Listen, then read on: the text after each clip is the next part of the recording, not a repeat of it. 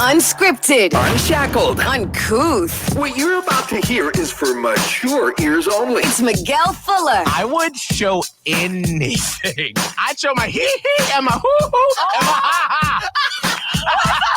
Holly O'Connor. Hey, Daddy, you want to take this to the bedroom? And Scotty the Body. I am officially not only the grill daddy, but I'm a hot grill daddy. Oh, It's the Miguel and Holly Uncensored podcast. Only from Hot 101.5, Tampa Bay's new hit music. Well, hello. It is Miguel and Holly Hi. and Scotty the Body on Hot 101.5, Miguel and Holly Uncensored. Make sure to watch us on the Miguel and Holly YouTube channel. You can see this. And I'm loving some of the screenshots that are coming in of people watching it on their TV at home. Yeah. It's weird. I tried it once. It wasn't for the podcast because we don't watch that at home. Right. Children. But no, we watched it for some like headphone karaoke consequence I had to do or something. And it was bizarre watching us On the TV? on the TV. Right. It was so weird. Yes. I mean, cool. Yeah. Very weird. I know. And especially these, I'm just glad these cameras aren't HD. We look good. You look great. You're shiny. Thank you. No, but when you, Smooth. no, but HD is a different story. Then you see all the crevices. Right. Like I remember in Atlanta when HD came out and on the news stations, like some of the anchors that you've watched for years and you were like, oh, I thought you were younger than that. It wasn't very kind when it first came out. No, You know no. why? Because everybody was used to one thing. Mhm. And then all of a sudden it looked like you were inside people's pores. Oh, yeah. I got big pores. It was, yeah, I got some pores. I don't know anybody in my pores. We always encourage you to leave reviews on Apple Podcasts. Please give us a 5-star rating, leave us a review, and a couple that we've just gotten recently. Florida_listener says, I've never listened to morning radio, but one morning my son asked me to stop on the Miguel and Holly show. I think he was 4 at the time. He's 7 now. Oh. I swear he was mesmerized by Miguel's voice. But Miguel does, he entertains the children. Now, for some reason, Yep. kids love what I do on the radio, and it's mostly because I just make loud sounds. That's not wrong. Yes. And I'm like, Beep-ah! And people are like, Ah. kids are like, ha ha. That's funny. Not my kid though. She's Yeah. like, No. he's very loud. Crazy man No. out of here. That's why I'm like, I'm still waiting for like Maya to like to be okay with how loud I am. So I feel like whenever I see her now, I'm always like, hi, Maya. Yeah. How are Well, because you don't really know what to do with kids. And so No. your thing is like, I'm just going to go be loud in their face. And Beep-ah! They're like, ah! Maya's like, no, thank you. Can Too you much. just calm it down? Get away from me. Calm it down.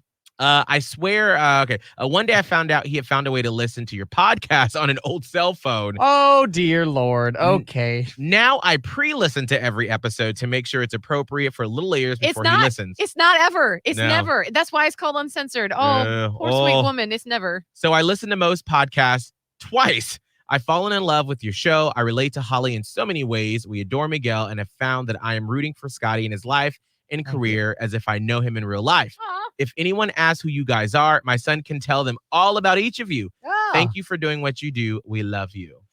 That's cool. It's Wow, so thank cool you. that some people think that we're awesome. Right. Right. Again, let me just go back to my daughter Yeah. really quick. She was watching this thing called VAT19 on YouTube. That. VAT. It's like VAT? a VAT. V as in Victor. Mm-hmm. And they like review products or they try to like break things. They're like, they look like a bunch of adult nerds, Mm. like in their 20s or so.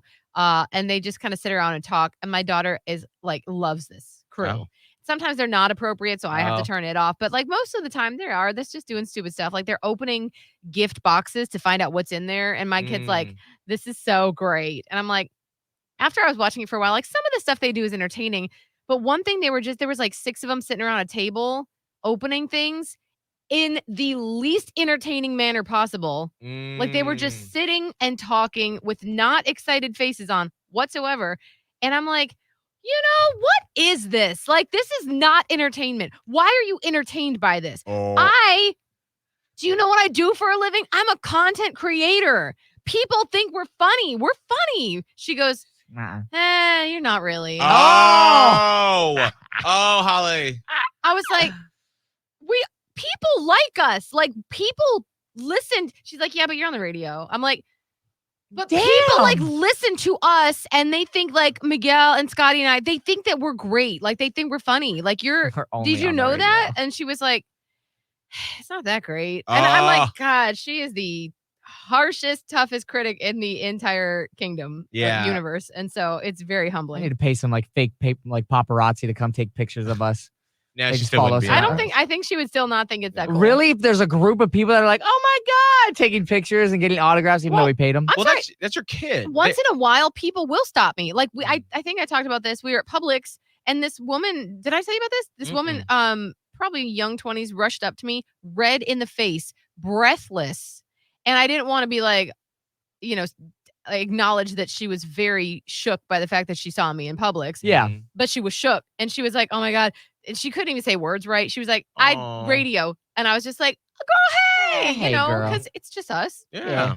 And so she was just so excited, and I hugged her, and then my hair got caught in her earring, and it was a whole big mess. And I'm like, Oh. I'm so sorry. I feel like there was just like hands and arms and Yes. feet just hair flying all over the place. We hugged, and then she did have her phone in her hand, and so things were sort of like wrapping up, and I'm like, do you want to get a picture? And she was like, yes. So we took the picture, Aw. and then like she ran down the aisle, and I look, and my kid was just like looking at some toys.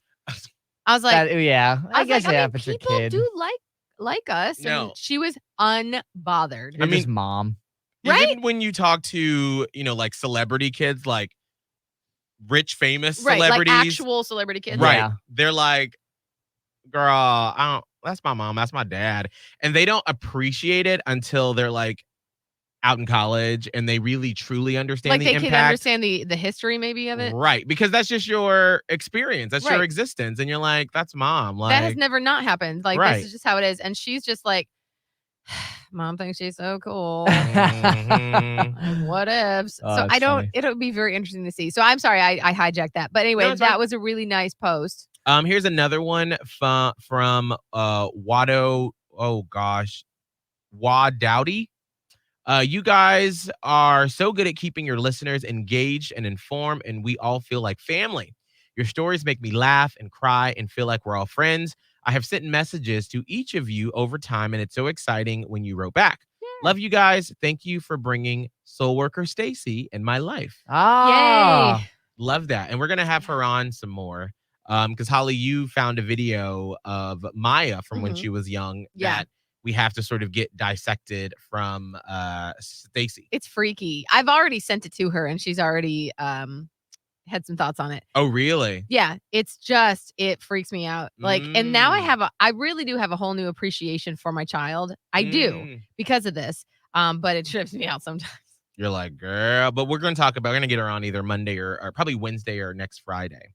Okay. I did want to talk about something that we only got a second to touch on during the show today. And it was when we were talking about, what was it? The list that you did at 9:00 this morning, Holly, at Trending.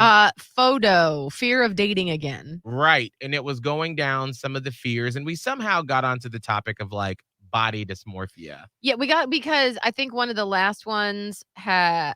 Oh, it's like what we look for in the Oh person. no, yeah, this was not photo. This is a different thing. What we like Yes. in the other. Women are, and I Attraction. mean, stereotypically, unfortunately, but science has confirmed for women that are interested in men, they look for cash and what was the other thing that women look for? I don't remember. Like maybe I have it right Cash. Oh gosh. And like That was like generosity, not 2 something hours like ago. that. here. I know. Like I'm just gonna pull it up on my complete thing here. Uh, Oh yeah. Oh, I see what it is. Mhm. Women.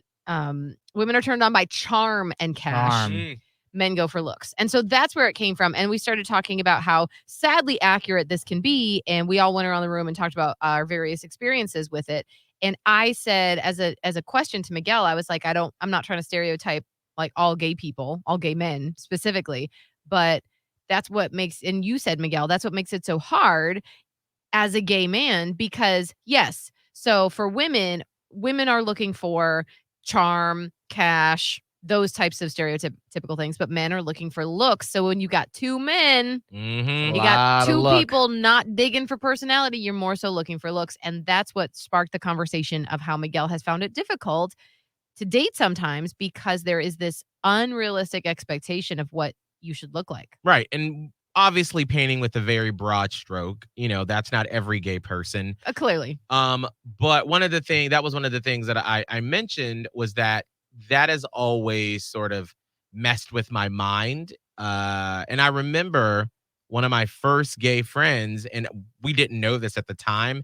And this memory is coming back to me, like it just fell into my head, and I haven't remembered this in a long time. Mm-hmm.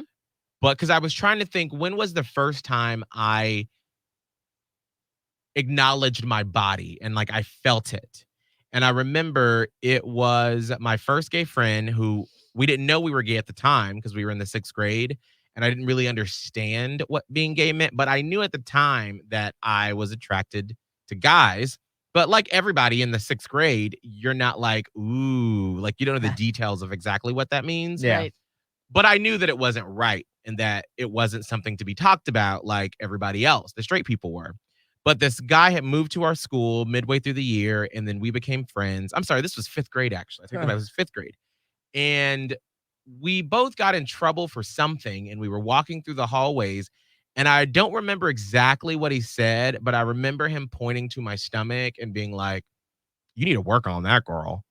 And I was like, In 5th grade. yes, Ooh. yes. And like literally, this is all just dropping into my head right now. And I just remember it was one of like, there's so many moments for me in the 5th and 6th grade and 7th grade where I feel like your eyes are opened and you're like alive as a human being and you realize that there is a world outside of school and your parents. I know. I'm like sort of dreading that for my child because it Right. seems like a really traumatic time. It is, where it's like, I remember the first time watching when we got cable and watching MTV and being like, what is all this music videos and the real world and road rules and all that stuff back in the day? But that's when I was first conscious of my body. And I realized that, oh, I'm like, when my mom says we got to go to the Husky section, not everybody goes to the Husky section. And then it just sort of, when we got to the 6th grade and we got cable and I started watching The Real World. And I remember watching Dan from The Real World Miami sitting on a dock, and a guy he was talking to, and they were sitting at the end of it talking about dating, and they kissed. And I just remember like covering my mouth and being like, that's me. I'm gay. That's what being gay is. And then as you start getting into pop culture and you see that the gay guys at that time in 97, 98, I mean, let's face it, even now, they're all white, 6'1", 6'2", 6-pack, blue eyes. That is what you should attain to be. And then as I got into online stuff, and then you start to see pornography, and that was what they featured. And so you have all of these images in your head. And then as a black man, you don't see any black people at that time that are gay, that are out, that are, talking their truth and living their life. And so all of these examples just sort of went into my head. And then on top of all of that, I wasn't talking about it because I was in the closet. Yeah, because you're in your own head and only having conversations from your point of view. Right. And so that's why when I was growing up and going to these predominantly white schools, I then equated it even more to like, wow, all of these white kids, they've got money, they go on trips, their parents can afford everything. And I'm just a dumb, fat, black gay guy. And that was my story for middle school and high school. And it wasn't until college that I finally started to like rip away all of those notions and stigmas that I had put onto myself. But I still deal with the body part of it, still to this day. And that's something that I'm always trying to work on. But all of that to say, we got some tweets after we briefly touched on it on the air. Julie said, you guys need to go on the Tamron Hall show. It's a talk show that I've been getting paid to talk about for this past week on the show. Full disclosure. You guys need to go on the Tamron Hall show because the segment on race, body dysmorphia was like nothing I've ever heard on morning radio. Wow, made me tear up. She tagged all of us and she tagged Scott and she said, I also think that Scott is Ryan Seacrest's child. It's possible. Right. We don't know. Sorry, Daddy Teflon. Right. That's the real papa. But so that was my sort of view of body dysmorphia. But then Scott, you talked about it as well. Yeah, I mean, well, it's something that's like I think becoming more of a reality for me because me and my buddy keep talking about this more and more. But to kind of step back, like in the show, I talked about a little bit how I'm like trying to come to terms with like I think I have a sense of body dysmorphia because if I mean, we're about to go down my history a little bit. Like I never feel comfortable in my skin. Like, and we talked about how the other side of it, when you look at people that are working out constantly, that have like, in your eyes, it's the dream body, but in their eyes, and this is where it equates to me, like, it's never enough. It is never the image what I think other people see. Like, to even me, like me right now, like, it's just, I've never been actually satisfied with the way I look. Like, not once, even at my best or my prime. Like, I always look, there's always something else that needs to be done because I think that's the perfect image. And I kind of like to even walk down, I took a different route when like I remember the exact moment where I was like in 4th grade and I remember like I was the husky kid.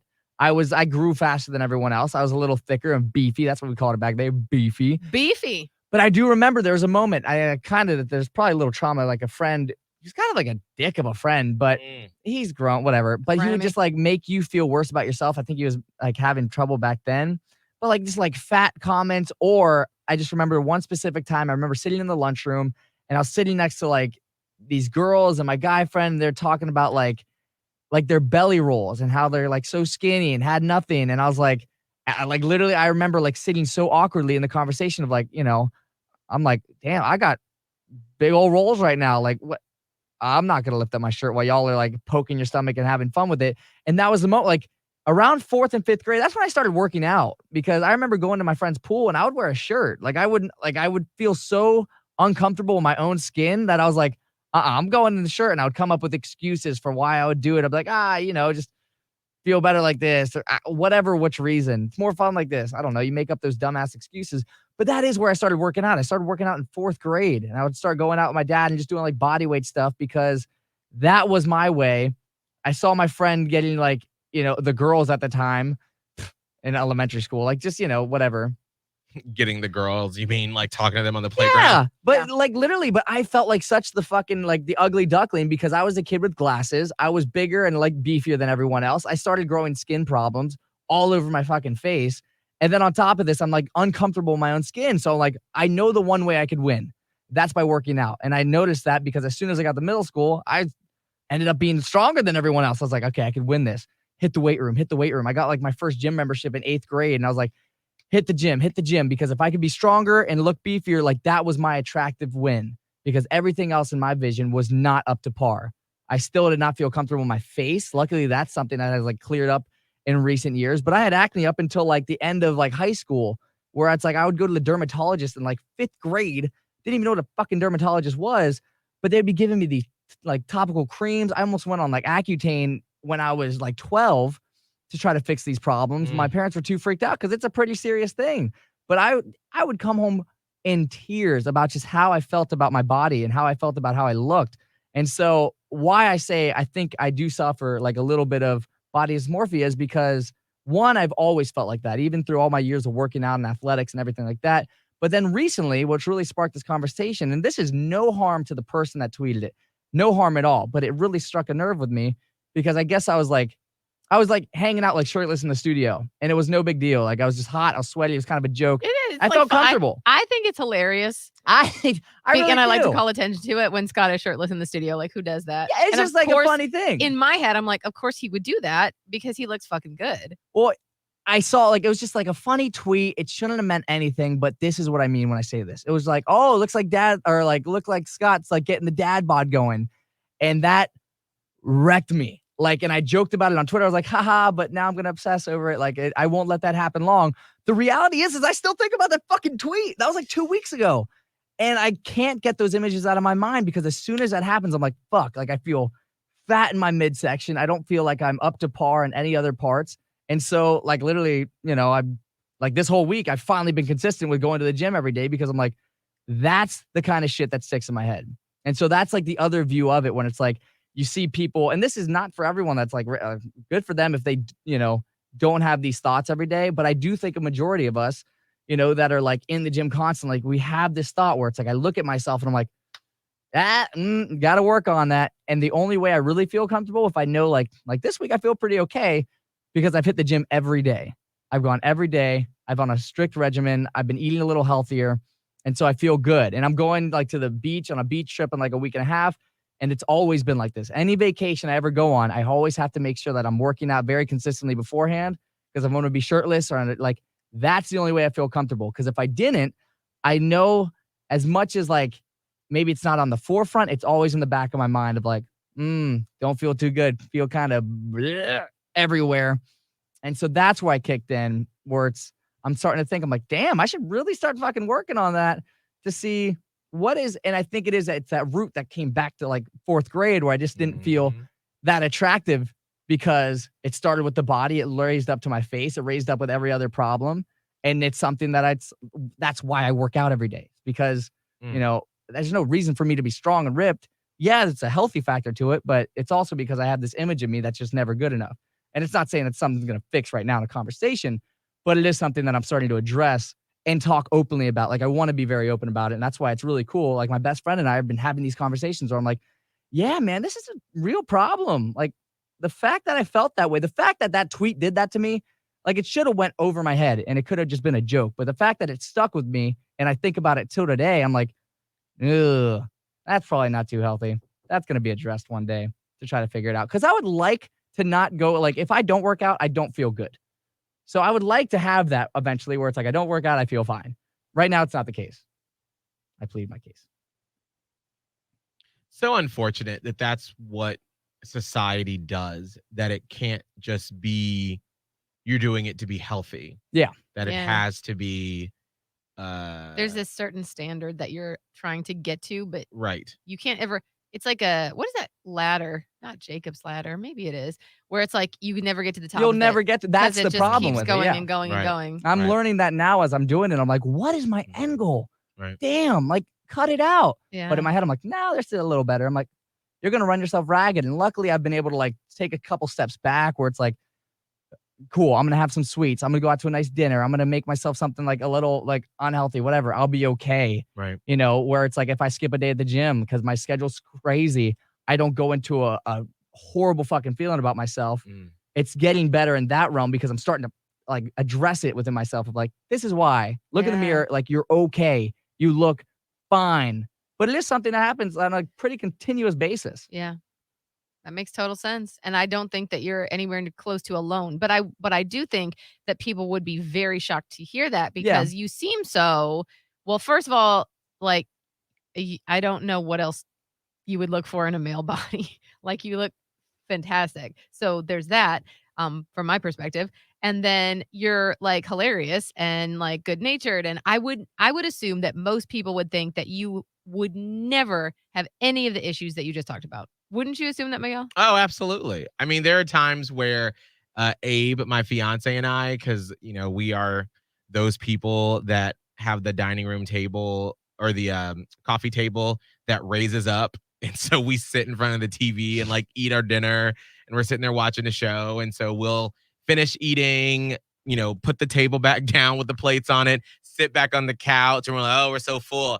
And then Scott will come bebopping upstairs and he's like shirtless with his tight khaki pants on. And Abe and I will just look at each other and be like, fuck. Yeah. God damn it. We should have Yeah. I should have left the potatoes out of dinner. God damn it. No, well, too bad. Right. And so you see that and you're like, well, we're never going to look like that girl because I love making them potatoes.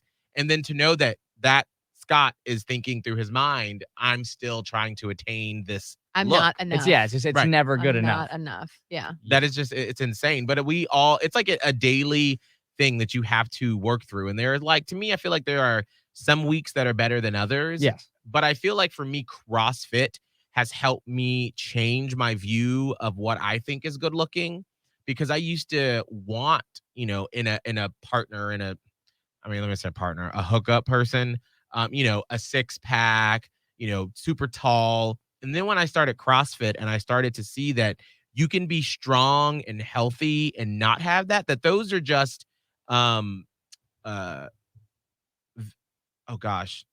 vanity. Yes. Thank you. Vanity muscles, you know, that like just because a guy has big biceps don't mean he's strong. That's true. Correct. Because what is he bench pressing? What is he actually deadlifting? What is he snatching up over his head? He's Does trying he to have look good good. cardio? Right. And when I started to learn more about the body and what truly is strength, Scrumph. girl, my Atlanta just came out real bad. Scrumph. Girl, when you got the scrimp, honey. When it really matters how strong you are, that's when my definition of what I thought was attractive started to change. And it also started to change for myself as well. I still go back and forth with it. And now I focus on like, well, how strong am I? How can I bounce back from injuries?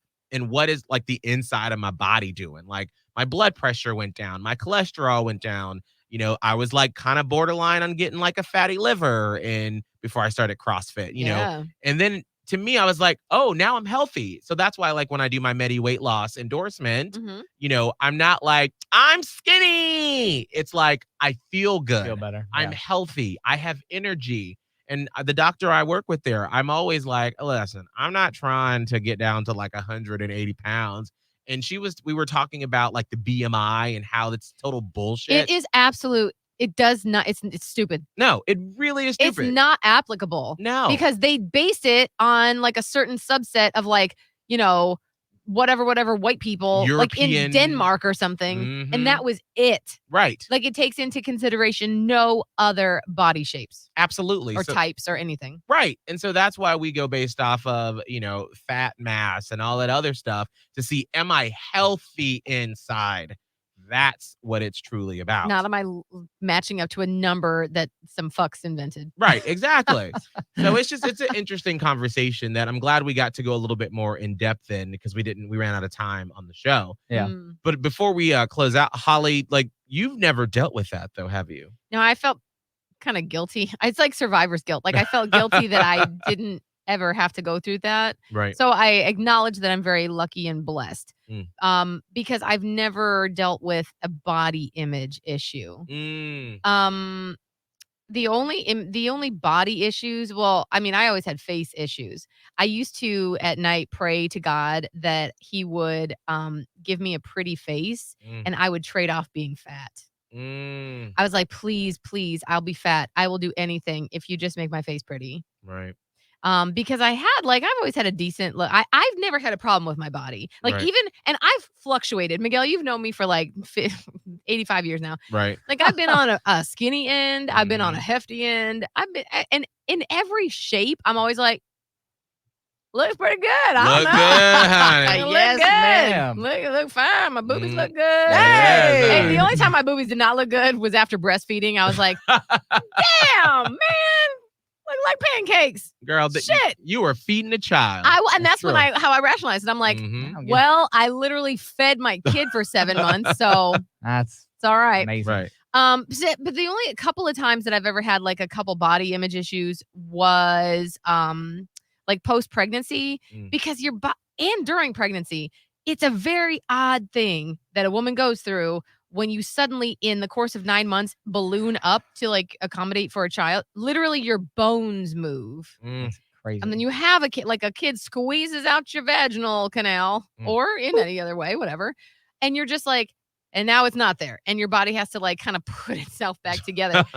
That's very odd, I think, no matter who you are or what type of body you started with or ended with, whatever. So that was weird for me because I'm like, I feel like I'm not in charge of this right now. Like it feels like an alien took over. It was weird. It did. And then when the rise of the booty happened, and it went like, as everything does, it went way too far. Right. And then like it just kind of came back. And now we're celebrating all bodies. Yeah. But what happened around like, I'm not sure when it really started happening with the Kardashians, obviously. Like that was Right. like the main conversation happener. The Kardashians were like, these are our bodies and this is what's hot.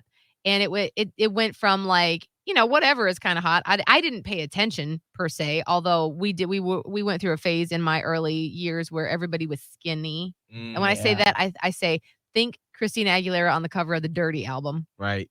It wasn't That like was tough. Kate Moss back in the day. Yes. It like was the supermodels, they were all like, it went from like Cindy Crawford, healthy, Christy Brinkley, yes. to like Kate Moss Right. in the 90s. Like there was a problem. Yeah. And like Britney and Christina and Jessica Simpson, who, by the way, is curvy. And they were Right. telling her she was too fat at the time. Ugh. Anyway, so that's where I went through college. But even then, like I was thin in college. So I literally, I was just like, well, thank God. Like it was luck, pure genetics. Like that's my Irish dad's side. Even my mom's Italian side, they all look like apples with little sticks as legs. Because these like Italian women, they would just make pasta and sauce all day. And then you just, Yes. you got your belly. Mm. I realized by the time I hit 35, I had just been waiting for that collapse to happen. And then I finally realized I don't take after my mom's side. I take after the Irish side. So I'm built differently. So Right. it is just luck. But anyway, when those booties became a thing, again, hello, Irish. Mm. I don't have a butt. And everyone's like, well, I'll just do squats. And I was like, I don't want to. Right. Like, I don't. Like, it feels exhausting, not physically. I could have done it physically. It feels exhausting mentally to have to put myself through that so I can build a butt for who? You? I was just about That's to the say, question. who is it for? Who Yeah. was it for? I didn't Mhm. want to do. I didn't Eh. want it. But everybody was like, it was like suddenly that's what you had to have. And Mm. like selfies became a thing. And then like everybody was like doing that thing where they had their butt out. And it was like, Yeah. if like every song was about it, every artist suddenly had one, like a big ass. And like it just everyone, it was like the ass had a moment in the sun. It's still sort of having its moment in the sun, which yeah. is fantastic, by the way. But I got very self-conscious because I was like, am I not enough now? Mm. Like, I did the thing where we were skinny and it was fine, but now like my body's just not in anymore. So I just get thrown away. I don't know. It was weird. So that whole butt thing really kind of fucked with me for a while. Um, and that's not to say poor me, by the way. I'm just sharing with Yeah, you. we're I'm Right. not, talking. Your feelings. I'm not, yeah. So just so we're all clear. But after a while, I just grew up and I was like, who cares? Right. Like literally who cares? Now, do things not fit me as well? Because I think that clothing started to be designed for women with more ample derrieres. And some things simply don't fit that way on me. So I got to kind of be careful. But I'm just like, oh, that's not for me. That's all. Right. That's not for me. It doesn't Right. make me angry like it used to because it felt like I was being told, you're not good enough. Go fix yourself and come back. Right. That's what it felt like. But like I said, I've been very lucky in the body department, not only because I'm fit looking by nature, and even in my bigger sizes and smaller or whatnot, but I've never personally had a problem with my body. Mm. And I don't know, maybe that's thanks to my mom. Maybe That's a beautiful thing. That that's is. just who I launched into as a human. Right. Maybe because I had such bad problems with my face, I really had appreciation for my body. I don't know what or how or why, but I've always loved it. When I didn't love it is last summer when I needed to lose about 30 pounds because I didn't feel comfortable anymore. It just didn't feel like I felt out of breath. You know what I'm talking about? Yeah, that's Like, the healthy side of it. Yeah. None of my clothes fit. And then I was like lazy again. I'm like, well, I'm not buying all new clothes. I'll buy about 3 pieces of muumuus and then I'll just work on some shit. Right. So that's what really caused my health fit. And it was the health end of it. Right. I just which didn't is feel, I was awesome. eating like a bag of those Starburst minis a night. Well, and then also to the pandemic. I mean, everyone, like I remember when our CrossFit gym opened up Yeah. and everyone was seeing each other for the first time after months. And everybody had that look of like, I know I'm not in the peak I know. performance. Yeah. I get it. So, And but that's why we're here. And that's the thing. Like the pandemic compounded mine because I went through stuff in 2019 and I have never done this in my life, but I just ate my feelings, a Right. lot of feelings. And then the pandemic happened and I'm like, we're not even seeing anybody. Let's eat some more. So now I'm in a good place. I didn't even have a scale when I started my journey with the coach I Which is used. Awesome. Well, it is because I was like, I don't care. But then he was like, well, I mean, not that you need to check it all the time, but probably have a scale so Right. that, Just to you know. keep monitoring. And I Right. do like it because it pairs with an app and then you can see your, all of it. Mhm. See your And I range. feel like my healthy side is like, oh, I appreciate that. But yeah, so I just, as someone who struggled with their face, I can empathize with those who have struggled or are struggling with their body because I do know what it's like to struggle with something that you feel no control over. Mm. I know that life. Right. I still do it. Scott talked about Accutane. I'm on it Mhm. Mm. right now because Right. I still struggle with looking in the mirror and thinking, ugh, why do you look like shit today? Like I sometimes will look at pictures of us with artists and I'm like, oh, that's a bad face day. I can't put this out.